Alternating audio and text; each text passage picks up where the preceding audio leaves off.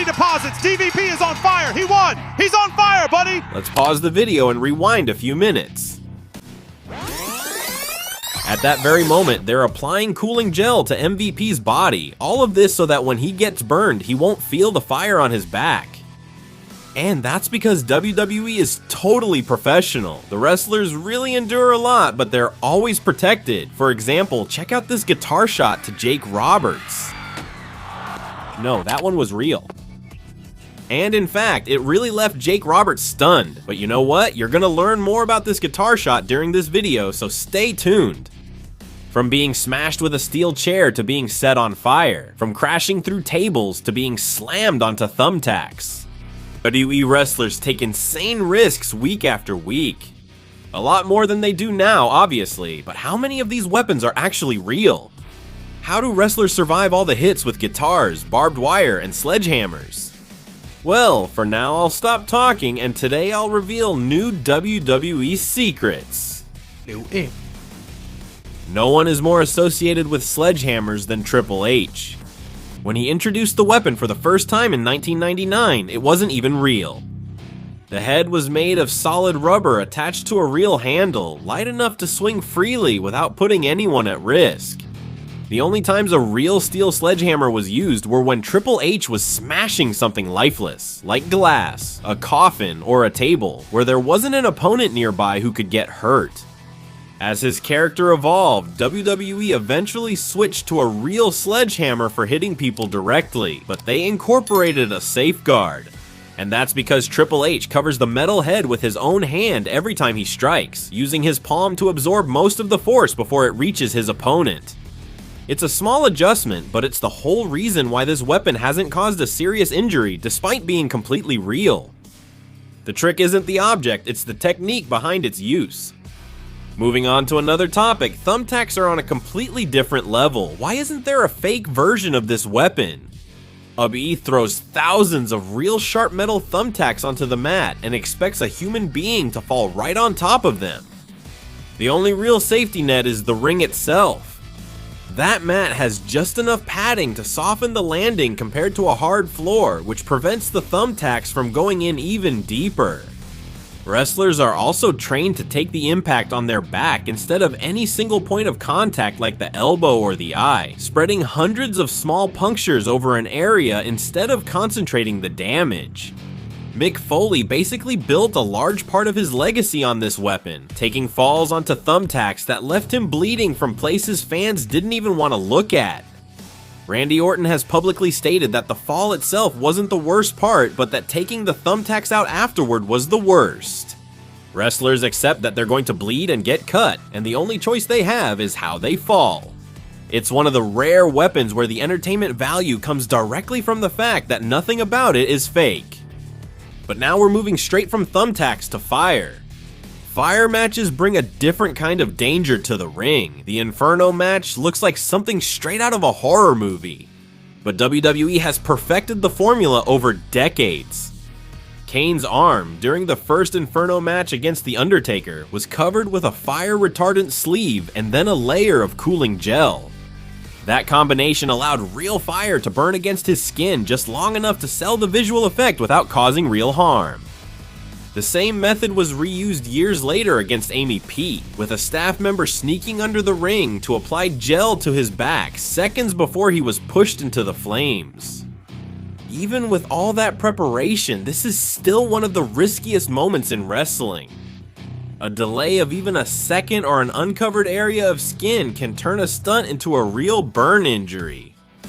That's exactly why Inferno matches are so rarely seen these days. The fire itself is never fake, only the protection underneath it, and that protection has a very small margin for error. But while fire carries real risks, concrete blocks and lead pipes rely on the opposite trick by fooling your eyes. WWE's replica concrete blocks are made with foam and plaster mixtures designed to look exactly like real cement from a few meters away. They keep their shape, sound good when they break, but weigh a fraction of the real thing. The lead pipes follow the same logic. The ones used on WWE television are usually made of lightweight metal or painted rubber pipes, so they give the performer something they can hit with real force without causing actual trauma from a real impact. The visual aspect sells the danger, the sound effects do the rest, and the performer taking the hit absorbs much less than the audience assumes. It's a perfect example of how WWE manufactures fear without real risk, at least most of the time. The steel chair might be the most recognizable weapon in wrestling history, from Raw changing here in Shamrock to the Realm of Shadows to Seth Rollins breaking up the Shield.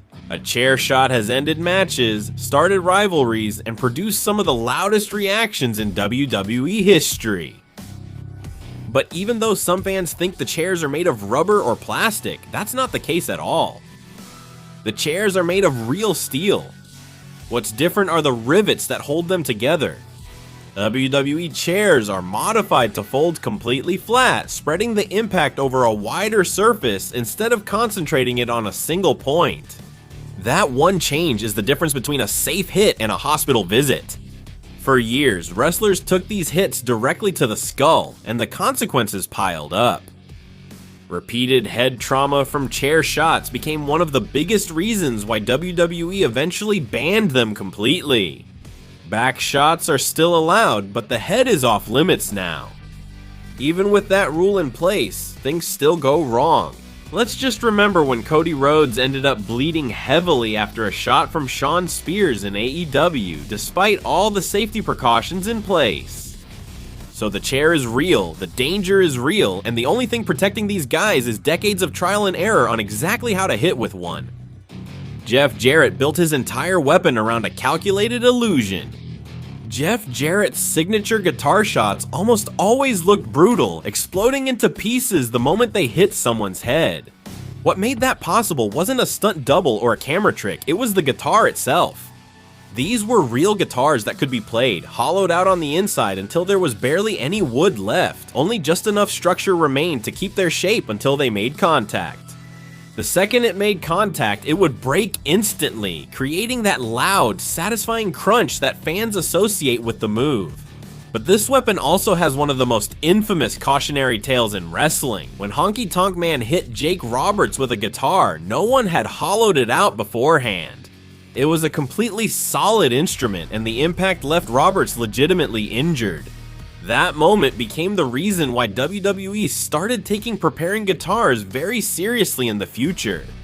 So even though the modern guitar shot looks just as devastating today, the difference between a normal show and a real injury comes down to a few minutes of backstage preparation that fans never see. Kendo sticks took a very different path to become a staple in WWE, borrowed from Japanese martial arts entertainment. These hollow wooden sticks were never meant to be lethal weapons, which made them fit easily into wrestling. The tape wrapped around both ends keeps the stick together for a few hits before it eventually splinters. This controlled break is exactly the goal. A kendo stick is designed to look devastating on camera while actually delivering very little force to the wrestler's body. Despite the design, things can still go wrong if a stick has a hidden defect. Big Shot found that out the hard way at One Nice 10 2008 in a Singapore cane match. But while kendo sticks are designed to break, tables and ladders are built around a more complicated trick. Tables need to collapse easily to protect the wrestler falling through them, but ladders need to stay sturdy enough to support a wrestler's full weight climbing toward a title hanging above the ring. WWE tables are made of extremely thin particle board, which is why they break into 1,000 pieces the instant real weight falls in the middle. If that sweet spot is missed, the table won't break at all, forcing the moment to happen again, but ladders walk an even finer line. The steel is hollow to keep the weight down, except for one critical detail. The central section is deliberately built weaker than the rest, which is exactly what allows it to break, just like what happened during Monday Morning The Bang when Sheamus delivered a powerbomb to Sin Cara through it. However, these ladders were not always designed this way, and in the past had a long history of causing real injuries. The Hardys, the Dudleys, Edge, and Christian built their legacies in ladder matches, and all of them still deal with the physical toll those matches left behind. Currently, the built-in safety features in these weapons reduce the risk, but never eliminate it completely. Barbed wire has a reputation that's only partially accurate. Sometimes it's completely real, and sometimes it's not. It depends entirely on the match and on the wrestler involved. When WWE goes for the authentic version, they're usually cut and folded beforehand, reducing the risk without eliminating it completely. Wrestlers can still grab it, get tangled in it, or fall on it, but the sharper edges have been worn down enough to prevent serious cuts. Other times, production swaps it for fake barbed wire with rubber tips instead of metal, which looks identical under the right lighting but can't cut skin. Mick Foley became the face of this weapon by refusing to settle for the safer version. His matches against Triple H relied on real wire specifically because the visual of real blood made the violence feel believable. Batista made the same decision years later against Triple H inside Hell in a cell. Glass might be the most deceptive weapon in this whole video, mainly because it's almost never what it appears to be. Most of the time, WWE uses sugar glass, a material made to shatter on impact without the dangerous edges that come with real glass. It looks convincing. It sounds convincing and gives wrestlers a way to crash through windows or panels without serious risk. But this weapon has also produced one of the worst mistakes in WWE history. During the King of the Ring match in 2001 between Kurt Angle and Shane McMahon, the plan called for Shane to be suplexed through a sheet of glass. However, someone backstage used plexiglass instead of sugar glass, and no one realized the consequences until it was too late. When Angle performed the move, the glass didn't break. Shane's head bounced right off it and crashed onto the concrete below. And it took a second attempt just to get the glass to break the way it was supposed to. Shane needed dozens of stitches afterwards, all because of a backstage mix-up. Do you remember when Big Show chokeslammed John Cena through a spotlight in 2009 and everything exploded? For years, wrestling fans have wondered what the real secret behind that moment was. The answer is a clever combination of sugar glass and some camera angles. The glass that Cena was slammed through was sugar glass, and once Cena fell and the spotlight exploded, pyrotechnics were triggered from the back and right sides of the spotlight. But for the fans watching on TV, it looked like everything had exploded. This is exactly why you didn't see any burn marks or smoke near Cena after the match was over. And finally, have you ever wondered which WWE wrestlers failed or didn't make it in other sports? Well, now I'll leave you with that video so you don't miss it. Thank you very much for watching future WWE Superstars.